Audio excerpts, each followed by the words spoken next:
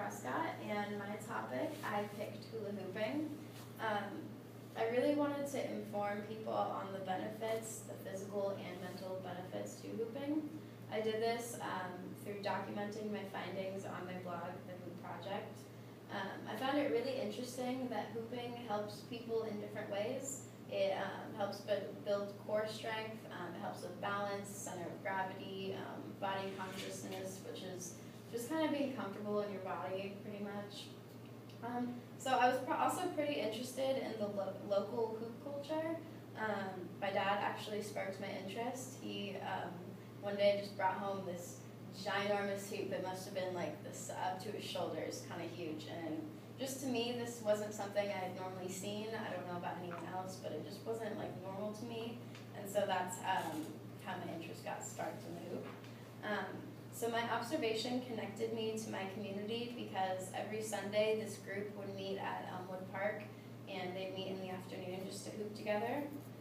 If it got too hot, keep in mind this was the summer, we would go into the grotto, also in Elmwood.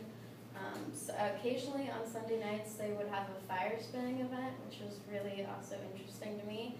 I thought this kind of brought a new element to my project that I didn't find any research on fire hooping, so being able to see it was really cool. So I attended as many Sundays as I could. I also met with my mentor Lucy.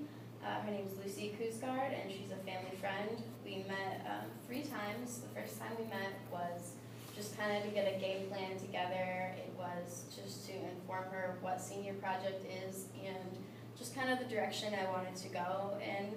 And that meeting, she just gave me her feedback, and we set another time to meet again.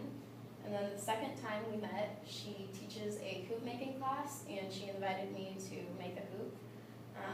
So I got to do that. She provided all the materials. It was really cool. And then the last time we met, it was for my interview. And overall, I probably spent around 10 hours with her, another 20 on my observation, and probably another 20 on my product. So for the planning stage, to ensure that I was successful, I picked a topic and I secured my mentor early on. I felt that this was a really crucial step because your mentor is a big part of your senior project. They sort of, they are the expert. They guide you through the project. And so I just felt it was important to have that connection right away.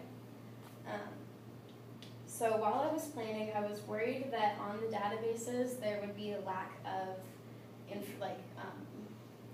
information on the benefits because hooping isn't a popular thing. It's not something everyone does. So I also picked a medium during the planning stages, and I decided to pick a blog because I felt that I could display the information that I wanted to in the way that I wanted to, and it could be organized and professional looking. So I found 3 articles on the databases for my research. As I said before, I thought that this was going to be a difficult task, but it turns out it wasn't that hard. There's actually quite a few sources on the internet, on the databases. And so my first article is called Hula Hoop Workout by Kelly Damon. And what this article talks about is he talks about the basic moves that you can do and that you can intensify while using a hoop. And he suggests using a weighted hoop. What a weighted hoop is it's a hoop that's filled with either water, sand, or like coffee grounds, anything like that. And it just makes the hoop heavier, which allows the hoop to have a greater inertia, which just makes it flow easier around you. So it's a really good hoop for beginners to use. It's personally my favorite. And then the next article I read was called Exercising the Mind with Hula Hoop by Ort Haran. And he talks about a study that was conducted at the Albert Einstein College of Medicine. This study suggests that hoop dance can actually lower your risk of dementia and Alzheimer's by 76% because it is an activity that raises your heart rate, so it lets you burn calories and just keeps your brain cells active. So I thought all my sources were pretty relevant to my project. However, I did feel that my sources got pretty repetitive. They did say some of the same information. but you know, I felt it was a good starting point at least, you know. And so the database had already cited the sources for me in the correct format, and I thought that was really cool. However, I do think that being able to navigate these databases by yourself is a really huge skill, especially because in college you're going to have to do a ton of that, and you're going to have to be able to cite them in the correct way, and so just knowing those skills are really, really important, and I felt I did gain a lot from having to do that with this project, even though the sources were already cited for me. And so for my observation, I attended what's called a hoop jam. It's Sundays, as I said, at Elmwood. There's also the fire spinning at the Grotto. And then the first thing I noticed while I attended these sessions was that everyone had brought their children, and that their children were really into it and really involved.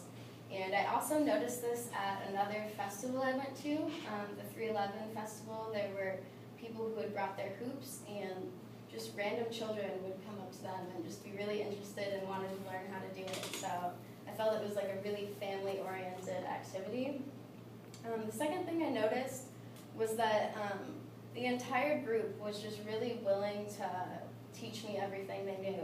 And the second they heard that I was doing this for a project and what my project was, they all told me why they started hooping and how it helps them, and just like what physically it helps them. Like there was this older gentleman who uses his hoop to stretch out before he does any like hard work or before he exercises and things like that. So I thought that was pretty interesting. They also all let me use their hoops, so I was able to just try out a bunch of different types. You know, I was able to try out the small ones, I was able to try out the really huge ones, the weighted ones, the non-weighted ones, and as I said before, I did find that the weighted ones kind of suited me better.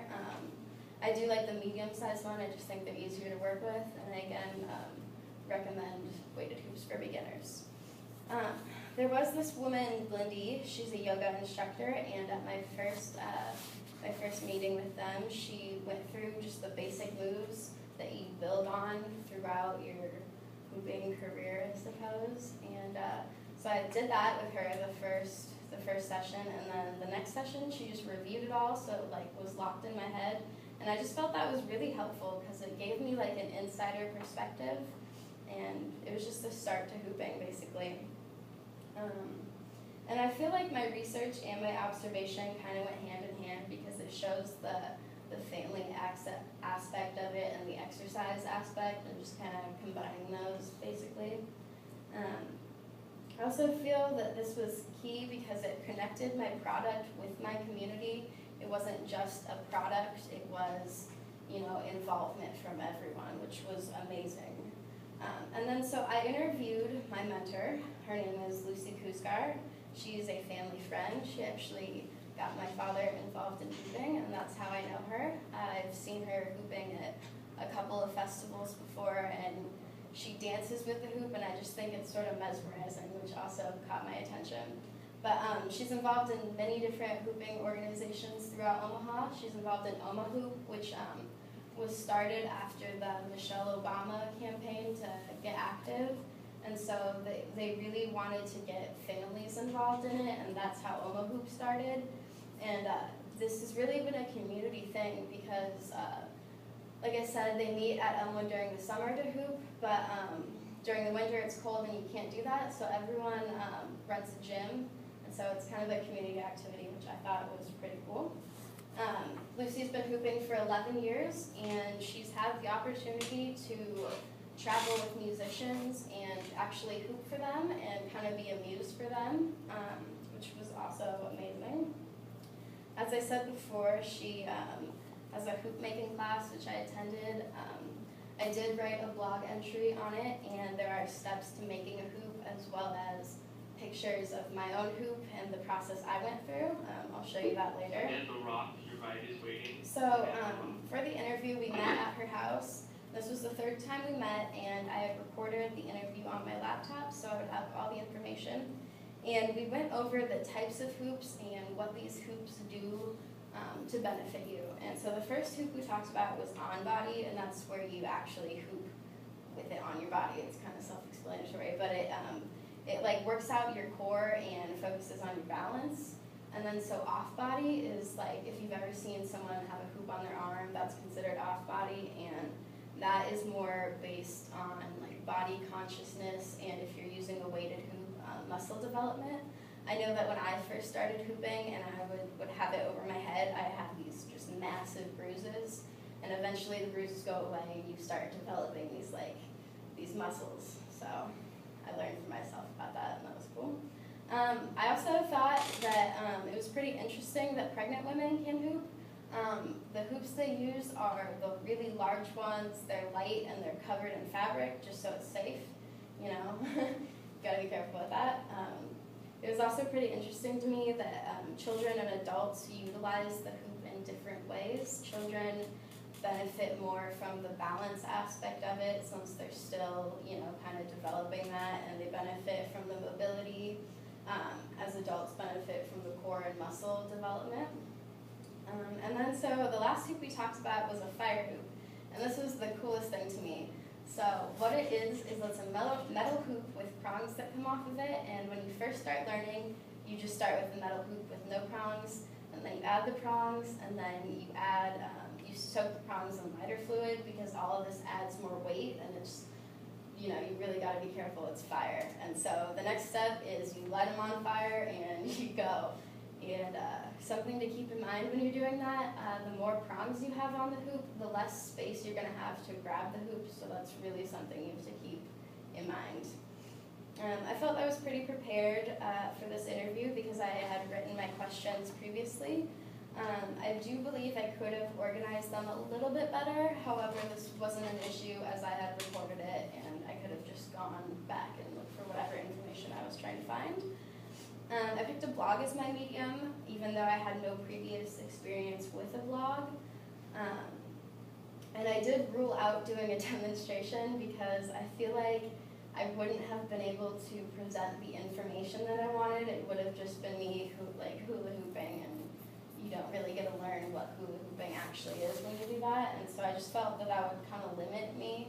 So I did decide to do a blog just so I could organize my information in the way I wanted.